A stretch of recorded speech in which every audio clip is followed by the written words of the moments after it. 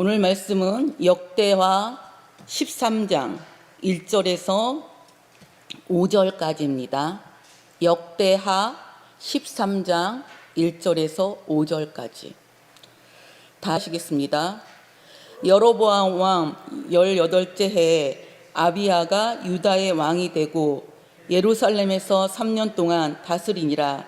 그의 어머니의 이름은 미가야요 기브아 사람 우리 엘의 딸이더라. 아비야가 여로보암과 더불어 싸울세 아비야는 싸움에 용감한 군사 40만 명을 택하여 싸움을 준비하였고 여로보암은 큰 용사 80만 명을 택하여 그와 대진한지라.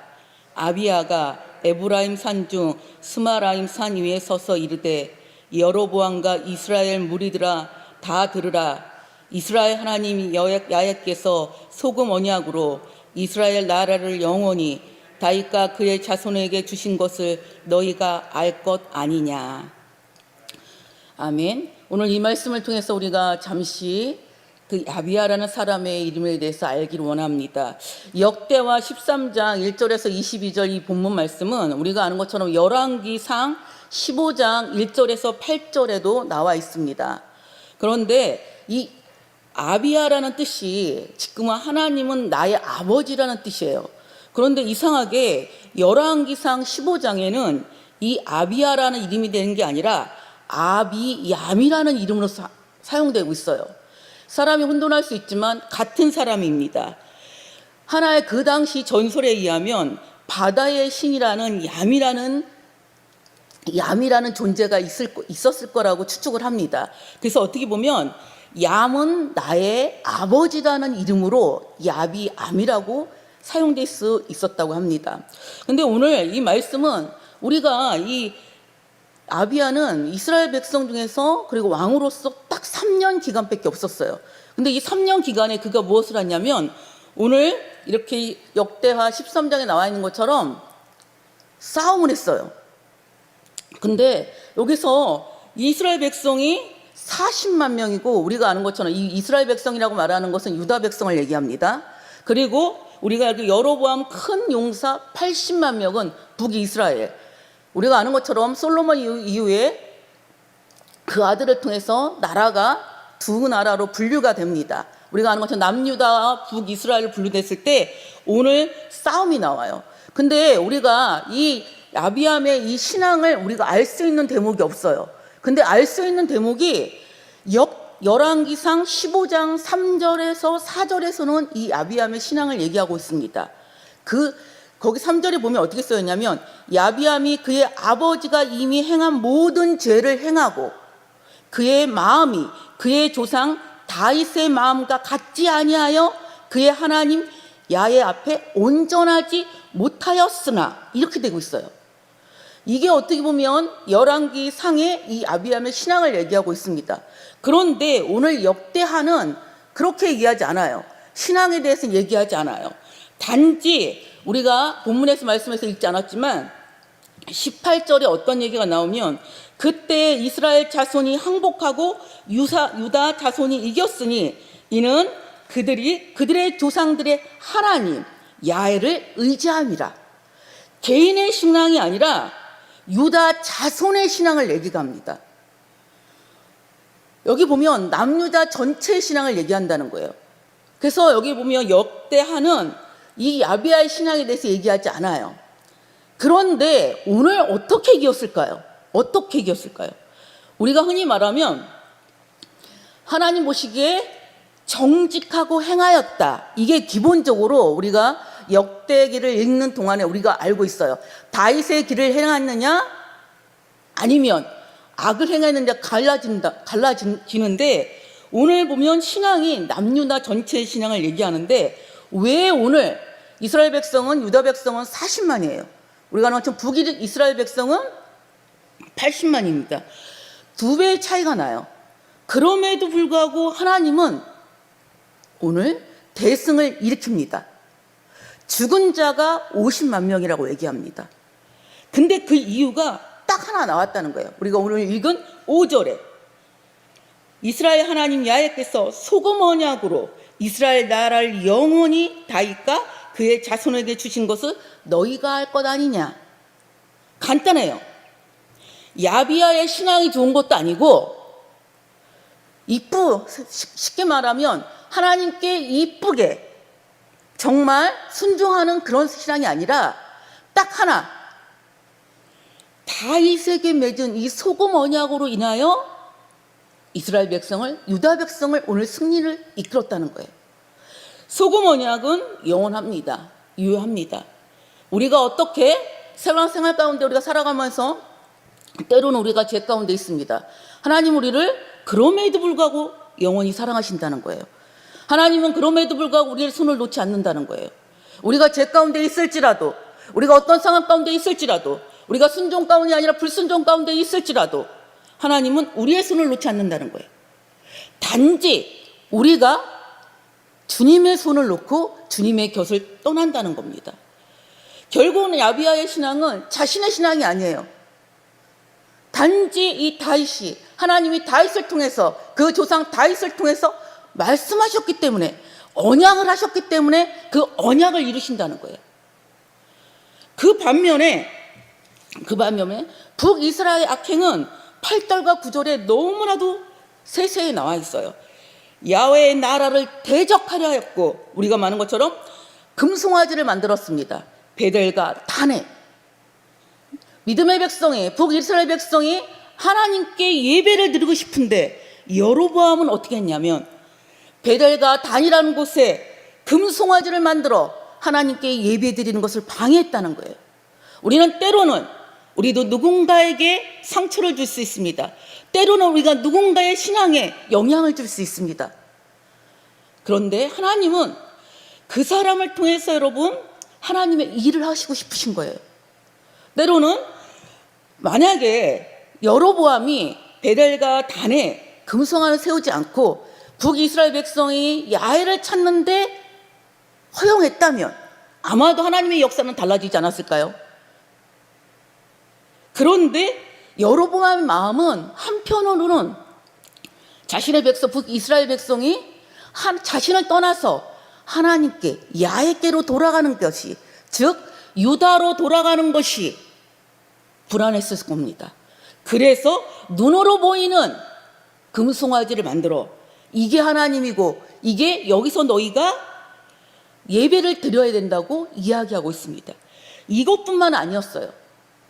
여기 9절에 보면 이 사람은 제사장을, 야훼의 신 제사장과 레위 사람을 파합니다. 쫓아내요. 그 자리에 이방 백성의 풍속을 따라 제사장을 삼기 시작합니다. 어떻게? 어린 송아지 1마리와 순양 7마리를 끌고 와서 장립을 바꾸자 하는 자마다 제사장을 만들었어요. 제사장은 누굽니까? 레위 사람은 누굽니까? 하나님께서 구별하게 만든 자예요. 하나님의 성전을, 예배를 보필하는 자입니다. 제사장은 누굽니까? 기름 부음 받은 자예요. 제사장 되고 싶어서 됩니까? 하나님이 부르셔야 되잖아요. 그런데 오늘 알고 있는 것처럼 르호보암은 그렇게 하지 않았다는 거예요. 하나님 세우신 레위 사람과 제사장을 패하고 어느 누구나 이렇게 재물을 갖다 주는 사람한테 제사장의 자리를 내줬다는 겁니다. 오늘 북이스라엘 악행이 드러났기 때문에 하나님은 북이스라엘을 사용할 수가 없었어요. 어떻게 보면 이 야비야는 자신의 신앙은 어떨지 모르지만 오늘 정확하게 북이스라엘의 신앙을 책망하고 있는 거예요. 지금 하나님은 때로는 선한 자도 사용하시지만 때로는 악한 자도 사용하십니다. 결국은 이것을 통해서 우리에게 영적 자세를 회복하라고 얘기합니다. 우리가 매일매일 신앙생활 한다고 얘기합니다. 코로나로 인해서 오늘도 9개월이나 시간이 지났습니다. 우리의 신앙은 어떻습니까? 우리의 자녀들의 신앙은 어떻습니까? 우리가 수험생과 취업생을 위해서 우리가 새벽 예배를 드립니다. 만약에 내 자녀가 내 원하는 학교에 들어갔고 취업을 했다고 생각해 봅시다. 그 다음에 어떻게 하시겠습니까? 원하는 것을 우리가 응답받았습니다. 그 다음에 어떻게 하시겠습니까? 왜 그 학교에 들어가야 되고 왜 그 기업체에 들어가야 됩니까? 우리는 한번 고민해 봐야 됩니다. 하나님이 그 학교에 들어가고 그 기업체를 주시는 이유는 분명히 하나님께서 그곳에서 그 우리 자녀들을 통해서 할 일이 있으시다는 겁니다.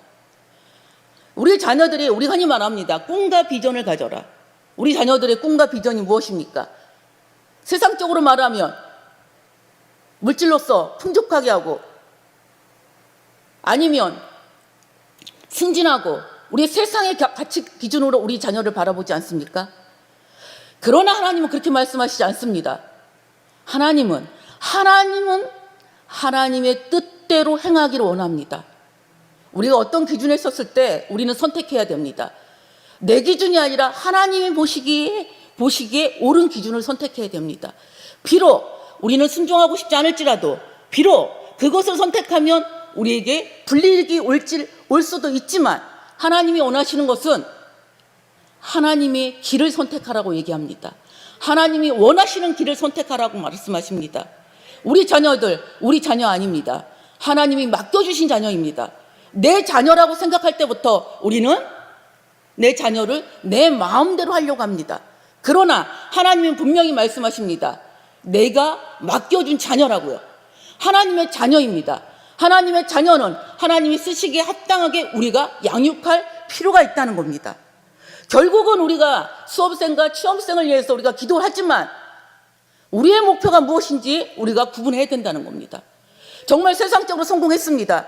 그런데 우리의 자녀가 주님을 모르고 세상에 나가 산다면 우리의 마음은 어떻고 하나님의 마음은 어떻겠습니까? 우리가 원하시는 게 그것입니까? 아니지 않습니까? 비록 세상에서는 인정받지 못하고 세상에서는 존경받지 못할지라도 하나님께 인정받기 원하잖아요. 하나님께 붙들린 자는 하나님이 쓰신다고 얘기하고 있습니다. 강한 자를 통해서 약한 자를 부끄럽게 하신다고 말씀하고 있습니다. 우리 자녀가 하나님의 손에 붙들릴 때 그 자녀는 하나님이 사용하십니다. 비록 우리 자녀가 세상에서 인정받지 못하고 비록 학교 실력과 공부는 되지 않을지라도 정직하게 자신의 일에 최선을 다한다면 반드시 하나님은 우리 자녀를 사용하신다고 말씀하고 있습니다. 우리의 가치관이 무엇입니까? 세상의 가치관이 우리의 가치관을 지배하지 않습니까? 세상의 문화가 교회에 들어와 있지 않습니까? 우리는 다시 한번 생각해 볼 필요가 있습니다. 우리가 수험생과 취업생을 위해서 우리 자녀들을 위해서 기도합니다. 그런데 다시 한번 우리가 우리 자신을 무엇 때문에 자녀를 위해서 기도하는지, 왜 자녀가 거기에 가야 되고 왜 자녀가 그렇게 해야 되는지 우리 한번 점검할 필요가 있다고 생각합니다. 우리가 이렇게 방향성을 정확히 정하고 간다면 우리 하나님이 우리의 기도를 들어주시지 않겠습니까? 우리 하나님이 우리 자녀를 보호할 수는 없지만 하나님이 우리의 자녀를 세상으로부터 보호하시고 그 인생을 책임져 주시지 않겠습니까? 그런 은혜가 있기 원합니다. 그런 축복이 있기 원합니다. 오늘 이 시간에 우리가 그런 은혜가 있게 달라고, 또한 우리가 잠시 동안만 그런 생각을 하며 우리의 가치관과 우리의 생각을 정립하는 귀한 믿음의 은혜가 있길 예수님의 이름으로 부탁드립니다. 기도하겠습니다. 사랑과 은혜가 많으신 하나님 감사합니다. 주님, 야비하는 그의 이름처럼 하나님은 나의 아버지라는 이름으로 출발했습니다. 그러나 그의 마지막은 그 이름처럼 되지 않았습니다. 주님, 원하는 것은 우리의 자녀가 아버지께서 원하시는 방향대로 성장하기 원합니다. 그 인생을 책임져 주시옵소서. 아버지께서 맡겨주신 자녀입니다. 내 자녀 아닙니다.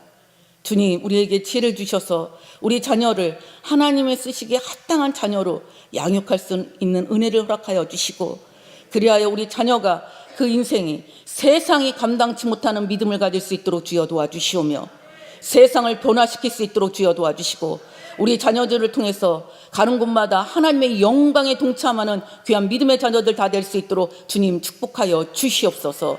성령 하나님 기름 부어주실 줄 믿습니다. 각 처소마다 우리 귀한 믿음의 권속들 각 머리마다 친히 안수하여 주셔서 하나님 은혜와 은총이 있는 귀한 믿음의 시간 될 줄 믿으며 이 모든 말씀 예수님의 이름으로 감사하며 기도드렸습니다. 다 같이 주기도문 하시겠습니다. 우리 아버지 이름이 거룩히 여김을 받으시오며 나라가 임하옵시며 뜻이 하늘에서 이루어진 것 같이 땅에서도 이루어지이다. 오늘 우리에게 일용할 양식을 주시옵고 우리가 우리의 죄를 사하여 준 것 같이 우리의 죄를 사하여 주시옵고 우리를 시험에 들게 하지 마시옵고 다만 악에서 구하시옵소서. 나라와 권세와 영광이 아버지께 영원히 있사옵나이다. 아멘.